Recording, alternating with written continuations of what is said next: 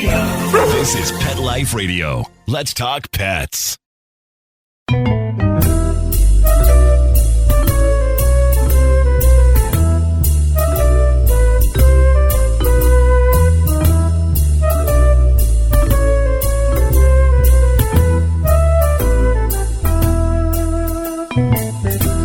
Hello, all my feline friends. This is Michelle Fern, host of Cattitude. I am so excited today. I have a New York Times bestselling author with the most adorable, inspiring, this book has cuteness all over it. Stay tuned. I'm not going to tell you anymore. Stay tuned. We'll be right back. Molly, here's your dinner. Zeus, that's not your food. Don't let that happen to your precious cat. Elevate your cat's eating experience with the Cat Tree Tray. The Cat Tree Tray keeps your cat's food off the floor and conveniently located on the cat tree. It's the perfect way to eat.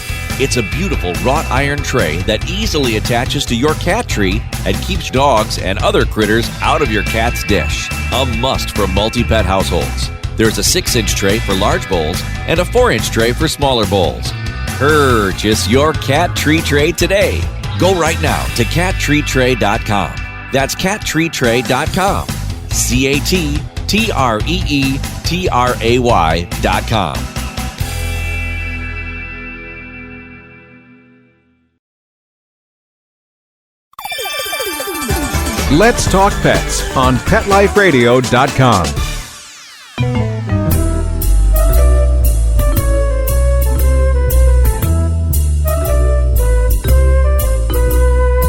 Welcome back, everyone. I'd like to introduce Cynthia Copeland. She is the New York Times best-selling author, and her latest book is Really Important Stuff My Cat Has Taught Me. Welcome, Cynthia. Oh, thank you so much for having me. I am so excited to have you, and I can call you Cindy, so if it's okay, I'll go with Cindy. Absolutely, yes. Cindy, I read your book. I love this book. I wasn't always a cat person. I've only had cats for 8 years. I've had dogs for more than 30. Let's say that, more than 30. Aww. So reading about it was like, oh, that's right. But the pictures are amazing. How would you describe it for everybody listening? Because you'll do a better job than I will. Oh, well, I'm hoping it's sort of inspirational and engaging and funny. I try to hit on all of the really best traits and best characteristics of cats in the book. In other words, I talk about all the things they can sort of teach us, their life lessons. I mean, cats are very observant and they're adventurous, they're curious, whimsical, very loving, dignified and proud. And I try to hit on all of those different traits and talk about the ways they inspire us. And each aphorism or quote is paired with a great photo. Workman Publishing, who publishes the book, I spent a couple of different days with them, with the photo department, going through, thousands of the best photos of cats. We really tried hard to select some very engaging photos to go with each of the aphorisms. And it's interesting that you mentioned that you had dogs first. So I did write a book similar to this one about dogs a few years ago. And it was interesting because dogs, of course, are obedient. And you can tell a dog to pose for a picture. Well, you cannot tell a cat to pose for a picture. Because that's one of the things we love about them, I think, because they are very independent.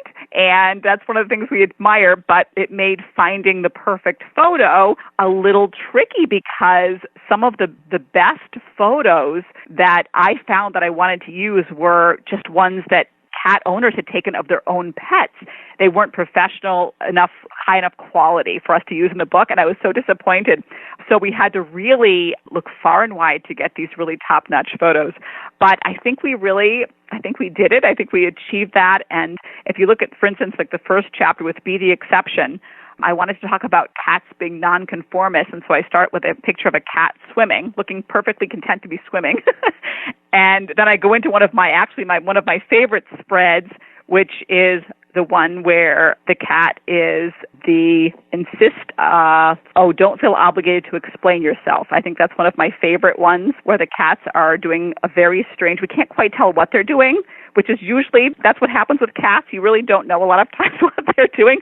Sometimes they've squeezed themselves into a tiny basket. In this case, it's two cats lying very strangely in very strange positions on a bedspread, which is across from a photo that says you'll be remembered for what sets you apart, which is a cat with very strange markings on its face. I loved the photos of the cats with very unusual markings. There are some amazing cats with heart-shaped markings and all sorts of interesting things.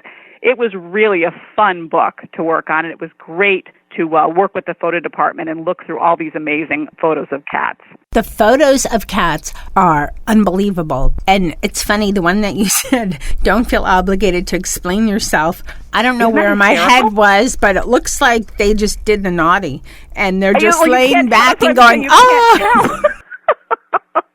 That's what I mean. And I have to say, there were a couple of different categories of photos I wanted to include so much, and we just couldn't find a good enough photo to use them. One was cats on leashes. Now, if you've ever tried to put your cat on a leash, my cat is a little chubby, and so the vet is constantly saying, you really should take her, and get her some exercise. So, of course, we tried to get a little harness and put her on a leash, and she did what every cat on earth does when you put them on a leash, is she just kind of flops over and lays there like, you got to be kidding me.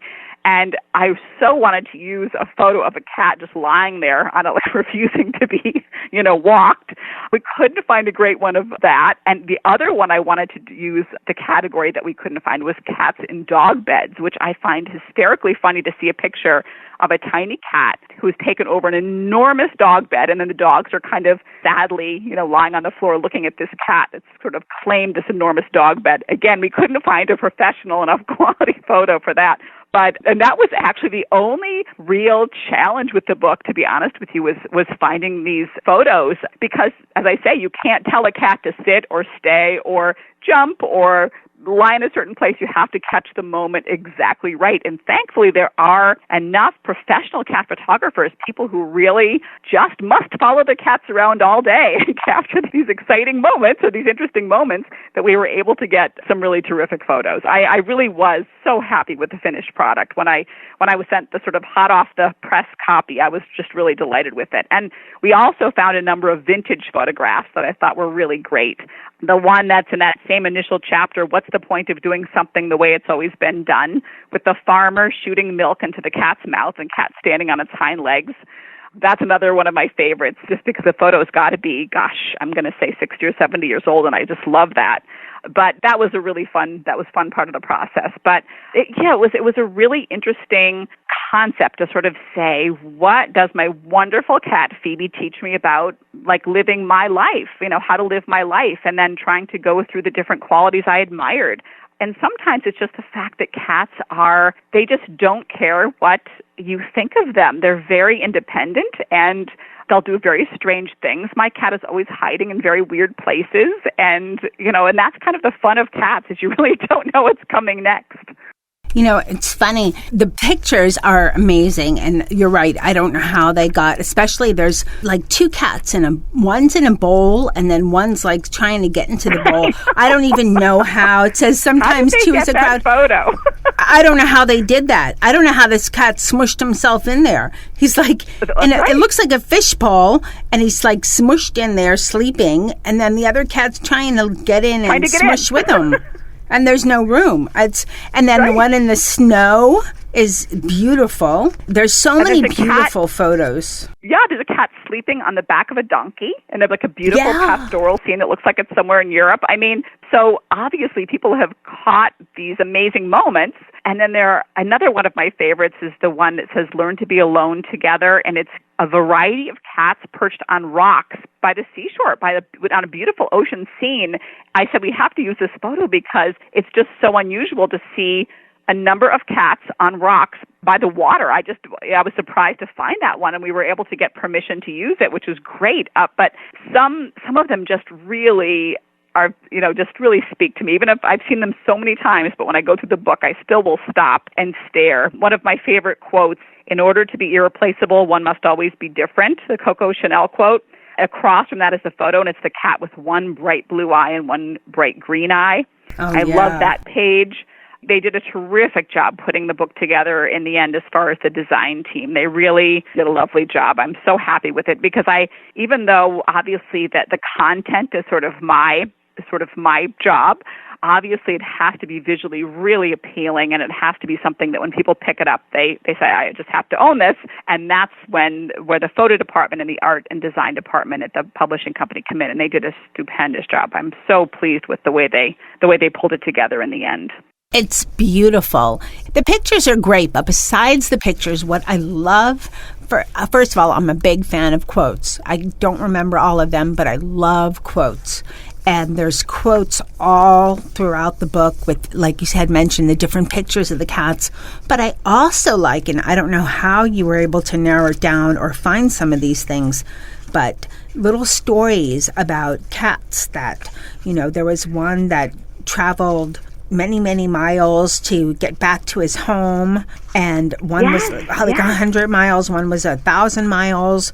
There's one that rescued her kittens from a burning building, even though she, was blinded in her one eye. And just all these amazing cat stories. One that there was an abandoned little child, and the cat stayed with the little baby and meowed until people came and, took the baby to the hospital. I mean, just these amazing stories. Yes, and that was a surprise to me. I have to say, I wanted to include stories, as I did with my dog book of the same name, and found some wonderful stories of loyal dogs and dogs who rescued people and all that. And I thought, I wonder if I'm going to be able to find as many and as much as wide variety, as many stories about cats being heroic or just doing sort of amazing things. And I did. There were so many stories we actually couldn't include, either because we couldn't get permission to use a photo or couldn't find a terrific photo to go with it. But my goodness, one of my favorites was a cat that actually called 911. His owner was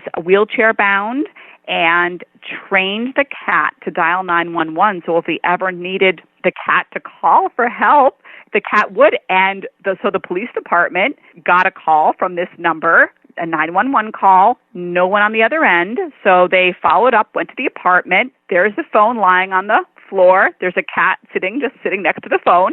And they look around the apartment and they find the owner of the cat who's fallen out of his wheelchair, couldn't get out, couldn't get to the phone, couldn't reach anything, and the cat was smart enough to dial 911. The police just basically said, we can't come up with any other way that 911 was able to get dialed other than the cat dialing 911. There were stories of cats. There's one cat in the Swiss Alps who's been known to rescue hikers who've gotten lost, and the cat can goes out from this little village and leads these hikers back into the village.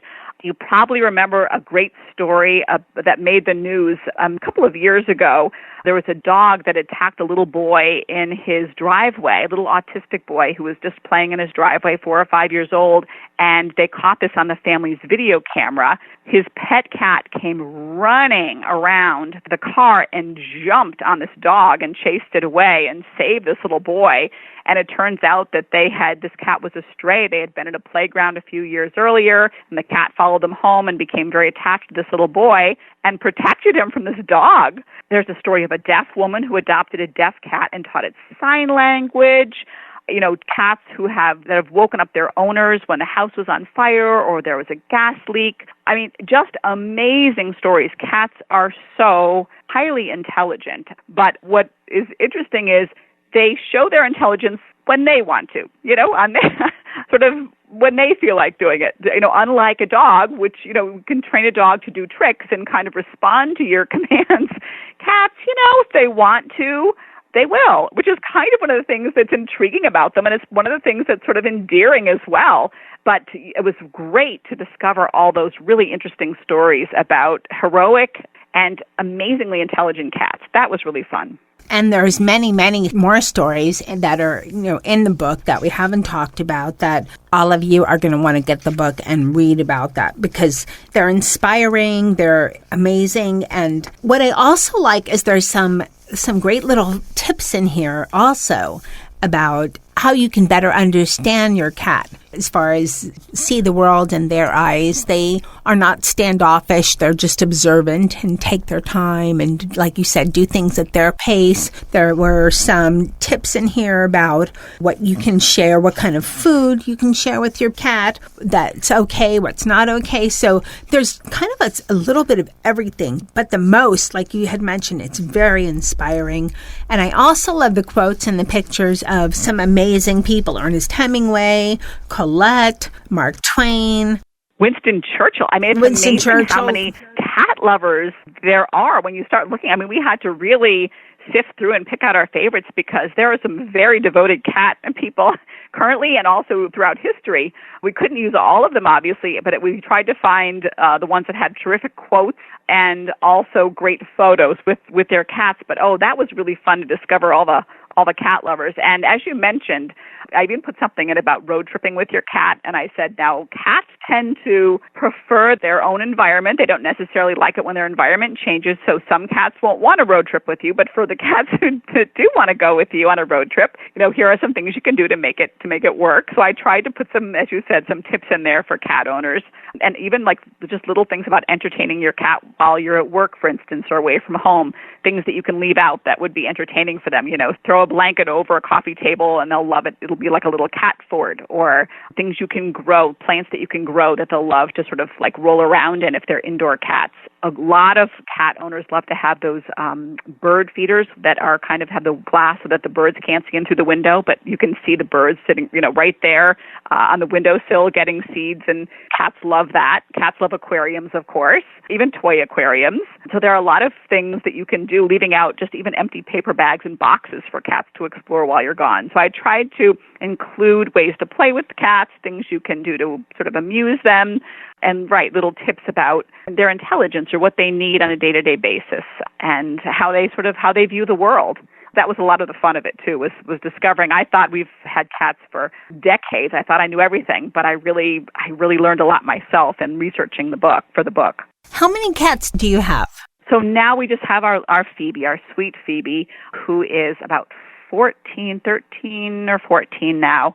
And so she's slowing down just a bit, but she's just the sweetest cat. And I did love writing the chapter that talked about cats being kind, because she does, I feel like she senses when you need her and kind of appears always sort of out of nowhere, as cats, tend to do. They can disappear almost anywhere and then reappear when you least expect it. But she always senses when we need somebody to sort of cuddle with us, and is just, oh my gosh, when she purrs, it's so loud you actually have to talk, elevate the sound of your voice to talk over her purring. But she's just such a sweet thing. But we've had cats in the past, starting from when my children, who are now grown, when they were young, they had a lot of cats growing up. So yeah, we've had a number of them. My Phoebe, the cat we have now, is my favorite. Maybe that's always the way it is, right? The one you have, the animal you have in front of you is your favorite. But she's just been such a blessing to us. She's just so sweet. It's so amazing. And I don't know how you quite captured it in this book, but you did. At least that was my takeaway, is that cats are all so different. And maybe it's the pictures or the different, quotes, but they are all so different. I have 3 on my crew now, and they come home with me. Dennis is a mutt Maine Coon. Charlotte's a tabby mix, or like most cats. And Molly's a tuxedo mix, and they're all so different. Yes. That's absolutely true. Yeah, and then I have 2 outdoors that they're community cats. I would love to have them indoors, but they're not meant for that. They just, they're outdoors. They've, been fixed. I take care of them, and they have their own little quirks. I don't know them as well as my indoors, but what's great about the book is that for anyone who has cats or is adopting one or is new to cats, or even if they're not new to, being a cat parent, there's a lot of little things to make you go, oh yeah, or oh, that's interesting. Besides the gorgeous pictures, there's a lot of little tidbits of inspiring knowledge and learnings that make you go, oh yeah, just to make you understand your feline friend a little better. And I think that when I started writing it also, I wanted to say, I'm going to take some things that I've heard that people say about cats, and they don't say it necessarily in a positive way. And I'm going to sort of show readers that a lot of those things really are positive. I think people will say, oh, cats are kind of selfish. They seem kind of selfish. They're sort of, they're taking care of themselves. They seem to be sort of, and I say, you know what? I'm going to list 3 good reasons to put yourself first. And that's one of the things I talk about with this sort of healthy selfishness, is not about being inconsiderate, but just about knowing that if you meet your own emotional and physical needs, then you're able to then turn around and give of yourself to others because you've taken care of, the things that you need. So I've thought we can take some of these traits that people might sort of say are not positive, and I can say, hang on a second, they're very positive, and here's how that works. And so I've kind of tweaked that in the book. I say, well, there's a picture of a cat looking in the refrigerator that says you're not picky, you're selective. So I'm saying we can take these traits of aloofness or independence or things that the way people describe cats, and we can say, and here's how these different traits are terrific and are really beneficial. And that was kind of the part about the stuff that cats teach us. It's almost like an underlying message, although it's not. I don't know. But that's one of the things in your book that I thought was really just cool and fascinating, and because how you put it. And I think this would be great for people, whether they have cats or not, because like you said, I'm not picky, I'm selective. That's a great way to put it. How many of us know people that are picky, that you go to a restaurant, send stuff back, 50 times? Right. Well, they're not picky, they're selective, right? And, someone, right, that's quiet or seems snobby is not, snobby. They're just taking it all in and observing. Right. And so there's a lot about this, I think, that people can see themselves, especially when you mention about the nonconformist. And right. That's great. Right. And introverts kind of get a bad rap sometimes. And so I sort of celebrate introverts in the chapter on solitude and why it's important to take quiet, reflective time for yourself to kind of recharge. And a lot of cat people actually share that trait with their cats. They're also introverted. And here's why being an introvert is great. And here are all the inspired, creative geniuses throughout time who have said, I have only been able to be creative and be productive because I valued my alone time, and I made sure that I protected that solitude and that time alone so I could sort of do what I did, whether it was write a symphony or write a book we all know or invent something that we're all using today, no matter what kind of sort of genius you are. A lot of folks say in order to really think deep thoughts, you need to be alone and you need to protect that. And that is okay, because in a world that kind of celebrates extroverts, cats remind us that, being introverted has a lot of value. And that's why I tried to sort of devote a chapter to that as well. So yeah, and then nonconformity, absolutely. I mean, that's what's so great about cats is they really do not care what anyone else or any other cat thinks of them. That is just not important to them. They're not trying to please anyone. And we respect them for that. We really respect them for that. Oh, yeah. I mean, and they do things that I'm constantly going, what? Why? Right. I was cleaning out something and I had my crew at home, and there was a laundry basket that, I was getting ready to toss out. And lo and behold, I look at it 20 minutes later, ready to, toss it out in the garbage in the recycle bin. And Dennis decides he likes it. So, right. And Dennis is a Maine Coon. He's big and furry. And I love Maine Coon. People have said that he's, they're the dog of cats. I think he's part Maine Coon, but his personality he's unbelievable. I mean, you could clean his ear, you could do whatever, and he doesn't even make a growling sound. He doesn't hiss. He's hissed once in 8 years, but he made that his home. Like, he loves this basket that's broken. So what am I going to do? Have this laundry basket in the middle of my living room? I don't know, but he loves it. So, okay, I'll just call it art. That's cat art. And this is just... one of the first aphorisms I came up with was "Make them wish you came with instructions" as one of the sort of little quotes I came up. And I had a million pictures that, photos that I submitted that I said, any one of these photos would be great. Make them wish you came with instructions. Just cats doing weird things. I mean, sitting in bathroom sinks or sleeping in bathroom sinks, squished into tiny, tiny glass bowls or into like people's boots. I mean, all those strange things cats do where you say, wait a minute, just like you said with the basket you're about to throw out, like, what? Why this? Why are you interested in this suddenly? And I thought that was great but they always my cat makes me laugh all the time. And I think that's kind of another blessing is they really bring a lot of joy into your life. And before I forget to mention this, the thing that my kids noticed from the start when we first started getting cats, there is nothing more soothing than watching a cat sleep. Nothing in the world. There is no way you can have elevated blood pressure or like an elevated heart rate or any kind of anxiety if you are in the room with a cat that is stretched out sleeping. That is the most relaxing thing in the world to behold. So we decided long ago, whenever my kids were in the middle of final exams or something in school, I just get Phoebe into your room and have her sort of like just close her eyes next to you and your stress level will drop so much. And so I have be a peaceful presence is one of the lessons in the book with a sleeping cat, because I said that is one of the best things that cats do for us is they really have such a calming effect. They do. You don't seem to see cats stressed. I mean, the only stressor I would think cats do is when they hiss, and that doesn't happen. That dogs bark all the time, but cats hits kind of rarely.